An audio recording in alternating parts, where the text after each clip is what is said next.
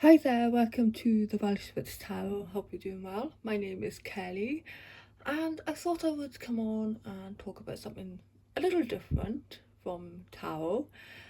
Um, so I have had an interest in mediumship for over 20 years. I'm not claiming to be a medium, okay? I've had experiences, and I would just like to share them with you and maybe give you a little bit of hope into you know the possibility of there being an afterlife. So I want to take you back to 2005. I was 25 years old. I had a 1-year-old daughter at the time as well. So my granddad was basically like my dad, to be quite honest with you. I lived with him for good few years, from the time I was born actually until I was about 5 or something, when my mother moved out, and with me of course. But I never really left my granddad's house. I was always back and forth there. It's a big part of my life. And my granddad, his name was Francis. He was an absolutely lovely man, the kindest, most generous person you could ever wish to meet. So in 2005, a couple of weeks before my granddad passed, and I like to point out now at this point that he wasn't seriously ill. He had just turned 84 when he passed. He was born October the 1st and he passed on the 5th of October. So he wasn't seriously ill. I mean, yes, there's the age factor, but there was nothing for us to worry about or to be concerned about prior to his passing. So a couple of weeks before he did pass, something, I don't know, excuse my cat there, something kind of I started thinking that, he seemed different. He seemed different as in, he hadn't gone out in quite a while, taken walks or anything, and all of a sudden he started getting his cane and going for a walk around the streets where he lived. And yeah, he did seem a little frailer, but again, nothing overly concerned about. So I got this feeling that something was going to happen. You could just feel the change in the air. 2 weeks before he passed, I remember I was pushing my daughter in a pram, trying to get her to sleep in my grandfather's house. So I was in the front room pushing her in the pram, rocking her, and Elvis in the Ghetto song came on the radio. So I'm listening to this, I'm pushing my daughter in the pram, and all of a sudden I get these images in my mind of a funeral. And I get very emotional about this. And when I came out of that feeling, I looked around the room and everything seemed different. It felt as though I was in this energy, in this space that it was what it was going to feel like in the future. Everything seemed different. I felt different. It didn't look different. It was just a feeling. So I didn't really like that when I came out of that, emotion and those images. So I really had a deep sense of knowing that something was going to change. So I never told anybody. I kept it to myself.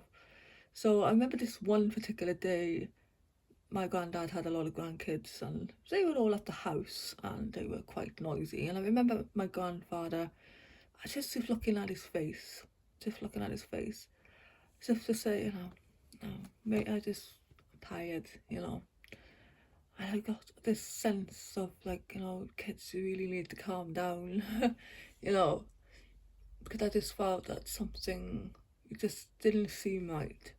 Not that he was ill, I just knew. I just knew. So, and I think he knew as well that he was getting ready to pass. I really do believe that he knew. So, leading up to his passing, of course, on the 5th of October, the day that he passed, I was in my house. My auntie had said that he wasn't feeling too good, but again, nothing majorly to worry about. So this particular morning, on the 1st of October, I was quite ill at the time. I hadn't seen my granddad for a couple of days. I had pneumonia. So, and he only lived like a 10-minute walk from my house. So, as you know, with pneumonia, it's really difficult to walk and breathe and, but I didn't know I had pneumonia at the time. I was just ill. So I called up, I remember sitting on the floor and we only had a landline and I didn't have a mobile phone. So as I picked up the receiver for my aunt, before I put it to my ear or dialed a number, I heard a woman very plainly. It fell from my right side and it wasn't a thought in my head. It wasn't like I was creating a thought. It was a voice I heard. It was an oldish kind of woman, I would say in her 60s or so. And she said to me, Kelly, you need to go and see him today. And I wasn't afraid. I was taken aback, of course, as you would, hearing voices. But I knew I heard it and there was nobody else in the house at the time. Of course, I've only got a 1-year-old daughter and she doesn't sound like a 60-year-old woman, I'm not sure if she was barely talking at that point. I can't remember that far back. So obviously it wasn't my daughter, of course. So I heard very plainly, Kelly, you need to see him today. So I'm looking around the room and I'm thinking, I know I heard this. I heard this. But I was very calm. I wasn't afraid.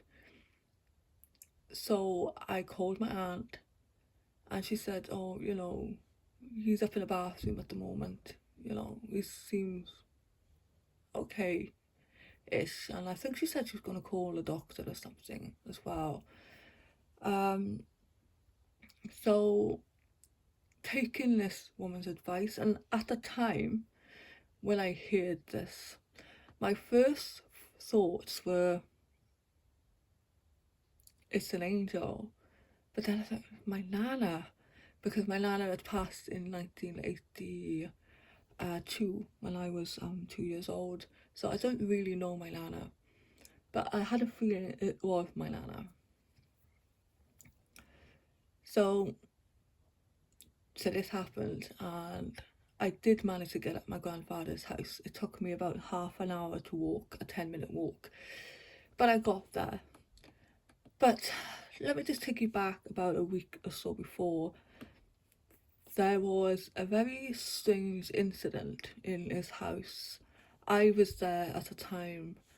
My grandfather had 2 living rooms. We called the front room the parlour and we used to call the main living room the kitchen. It wasn't a kitchen, it was just next to the kitchen, so the back room then. So he's sitting down in his chair and I was there with, at the time, was my partner at the time, And my grandfather was saying, "Oh, do you see that mist there?" he said. And I'm looking around the room and I don't see anything. So I remember my partner at the time saying, yes, he did see something. So my grandfather at the time was seeing mist. And when he said this, I heard a big thump, a loud thump in the other room. And my daughter wasn't there at the time. My aunt had taken her for a walk, so it wasn't anybody else in the house. I go into the front room to check, and I'm looking around the room. It's a big room, looking for where this noise has come from. And then I notice on the fireplace and on the mantelpiece, resting on the mantelpiece, was my grandmother's portrait, a painting that my granddad had done after she had passed. And my granddad, normally he would put pictures on the wall with a nail, and he'd have like a piece of string, attached to the nail, hanging the picture on the wall. So this was, I go to check it and it wasn't snapped off at all. There's no way it could have come off the wall unless somebody had taken it off. And in hindsight now, I realise that my nana must have been around. It must have been a mist my granddad was seeing, preparing him for his passing, perhaps,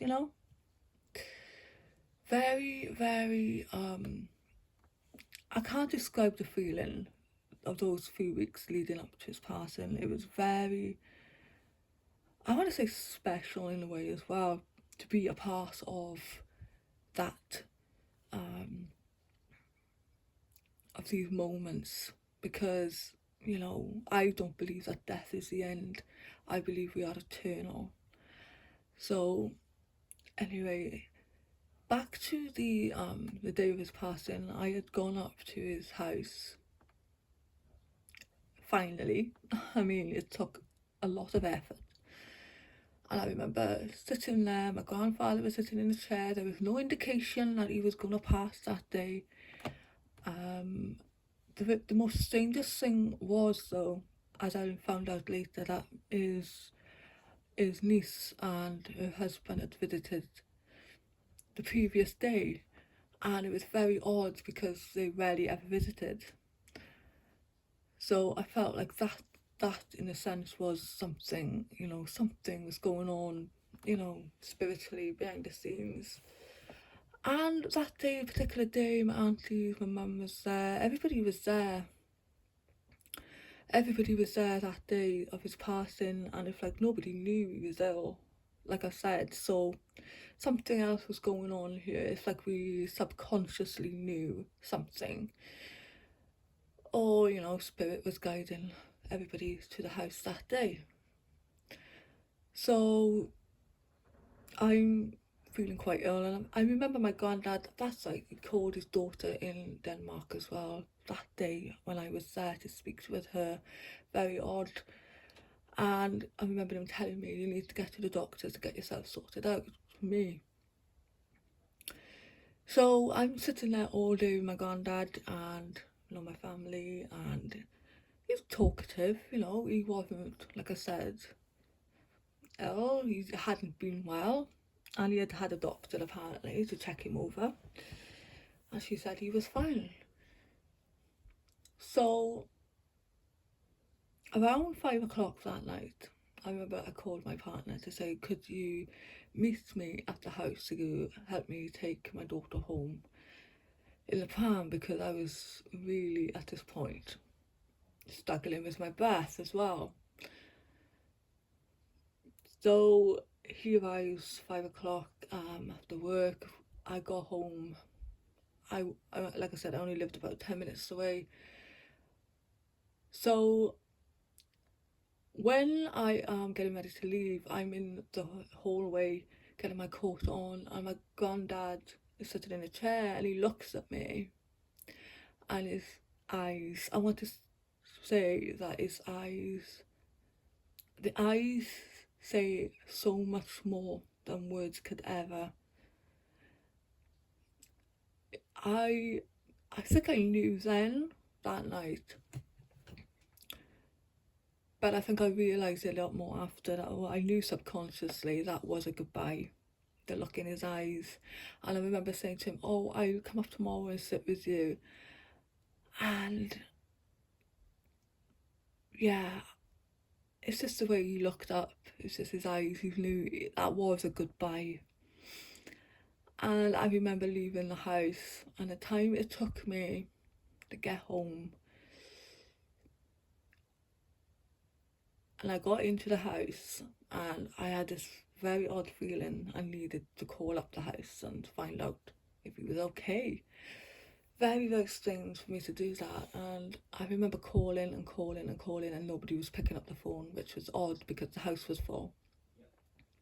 My uncle eventually answers, and my uncle actually wasn't there at the time when I left. So my uncle said, he's gone. And the time it taken me to get home, he had gone in that time. And what is very also unusual about it is that he had told my mum to take my younger brother home before he passed. He knew he was passing. He'd asked my mum. My mum had taken my brother home as well. So it was my sister there, my aunts and my uncle when he had passed. And very unusual. So the night of his passing, and I'd just like to say at this point as well, I had really got into mediumship at this time, and I was, a big fan of all the shows, Tony Stockwell, Colin Fry. That September, before he passed, I had seen Tony Stockwell with my aunt in the theatre, and my granddad took a very big interest in this at the time as well, which was, very open-minded, but he did take an interest in this mediumship thing that we were into. And so I had, I collected a lot of books on mediumship. I had a shelf full in my bedroom, and this particular night that he passed, in the middle of the night, I heard a huge crash. And when I got up in the morning, it was around 3 o'clock in the morning, I looked in all the books, my mediumship books were all over the floor. There's no reason in the world why they should have come off the shelf. But that particular morning as well, something very, very special happened. Something that had never happened to me before. I had woken up. It was very early in the morning, and when I had woken up, I felt like I felt drowsy again for no particular reason. And I cannot remember at this point whether I was sitting up in bed or I was lying down. I feel like I was like sitting up, to be quite honest with it. And all of a sudden, I would like to say it was in my mind's eye, I don't know, it was like I'd gone into a dream state, but I heard my granddad voice, like I heard that lady's voice on the day that he passed, and I heard him say, I've just come to say goodbye, love. And I heard my granddad's voice was plain as day, and again, it wasn't a thought in my head, it wasn't me wishing to hear him. I know what I heard, and I was taken in this white, the most purest of white space you could imagine. I'm seeing this, and I see a telephone box, and the phone is ringing. Again, in my mind, or whether it was just, I can't really say, to be honest. It was as real as anything, and it wasn't a dream. I know for the fact that this wasn't a dream. And I hear the phone ringing, and I hear my granddad say something before he says, pick up the phone. So in my mind, I'm picking up the phone, and I hear him talking, and he said, I'm just calling to say goodbye, love. And I heard his voice. It's audible. It was real. And I remember coming out of that and I'm thinking to myself, I know what happened. I know what I saw. This was real. But I was very calm about it. And yes, I know it happened. And it wasn't me wishing, to get, a last conversation with him or anything. It was, cause like I said, you'd only passed that night, the day, yeah, that previous evening. So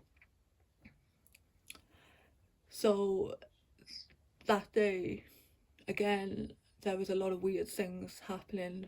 I went to the hospital to get a scan, and it turned out I had pneumonia. So strange things started happening in his house, and a lot to do with water. Now, in all the time that I've been at my granddad's house, I can't remember ever his house having a leak. And what was very odd about this leak was, on the day after he had passed, above his chair that he passed in, there was water dripping down from the ceiling. And that particular morning as well, so my sink in the kitchen overflowed with water as well. My uncle's car went into a ditch of water that day as well, on the hills. And yeah, and my aunt said, oh my God, she said the alarm clock in his room was flashing the time that he had passed that the previous evening as well. A lot of things were going on. It was a very, very strong presence. He's a very, very strong spirit. So all this was happening, and it was like as if to say, I've always took it as a message for me to say that, there is an afterlife, there is something more than this physical existence.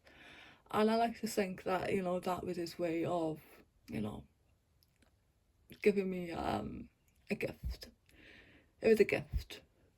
And I, don't care whether people believe me or not. I know what I experienced, and I know what I heard and who I heard.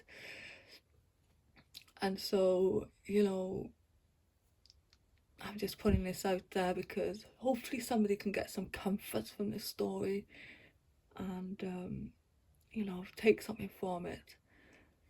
So yeah, there was a lot of things happening around the time of his passing, and I think the most oddest thing was, my aunt, she had a mobile phone, but my granddad never had a mobile phone. He only had a landline. And so, one particular day, my aunt started receiving calls on her mobile, and it says Dad on it, but she never had his number in the phone, even his landline, because obviously she lived with him. So for this to come up with, a phone started ringing and it used to say Dad on it, with a picture of my granddad that she did not have in her phone. It was very unusual.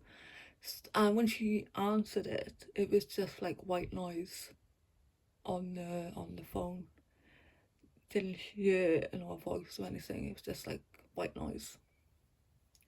It was, and this didn't happen just once. This happened like a couple of times over a period of a couple of years. So I think, maybe he was around my aunt a lot because she lived with him, and she was his youngest, and I think that he was trying to make sure she was okay, perhaps. That's my feeling on it. But yes, water as well. Water is a very it's a conductor for spiritual things as well. For I learned all this after the events, and I really do believe that this kind of just put me really on the spiritual path, I would like to say. Like I said, I don't claim to be a medium or anything, but things happened around that time that were very unusual for me, even. And yeah, you know, that's my experience. And so I just at this point, you know, let's take a couple of cards here from Talking to Heaven with James Vampire, and let's just see if there is, you know, if someone you're thinking about right now is passed over. Let's see if they got a message for you or us. And yeah, so let's ask for, okay, it's a message for somebody out there. It is not your fault. We have been together in dreams. I really, you know, like when my granddad passed, actually, that was a dream like state that I was in when I actually saw this white, and this white space was like pure white. There was nothing else but, you know, this whiteness that I've never experienced in my life. And whether that was a dream or not, I can't really say. Felt like a dream, but it didn't feel like a dream as well. It felt too real and too coincidental. At that time, you know, my granddad only passed hours before, and I have heard a lot of people talk about this white space as well, and people receiving, you know, phone calls from the other side as well. So it's not and maybe it's very rare, but it's not unusual. So can we take another 2 messages, please, from anybody who would like to pass on a message for their loved ones at this time? I am so much better now. And we have Remember Me by the Happy Memories We Created, which is fantastic. So yeah, that's my story, and I hope you enjoyed it. And I do have, you know, a couple of other things that I can talk about, some experiences that I've had. I know this is a bit different from tarot, but I know I hope you appreciated this. And if it is something that, you know, you would like me to continue with, please hit the like button and subscribe. I'd really appreciate your support. So yeah, I hope you have a lovely new year, because I am recording this before 2025. And thank you very much for listening to me. And if you have any questions, or, you know, you want to drop me a comment or something like that about your own experiences, please do let me know, and I will get around to replying to them as well. So thank you very much for listening, and I'll see you next time.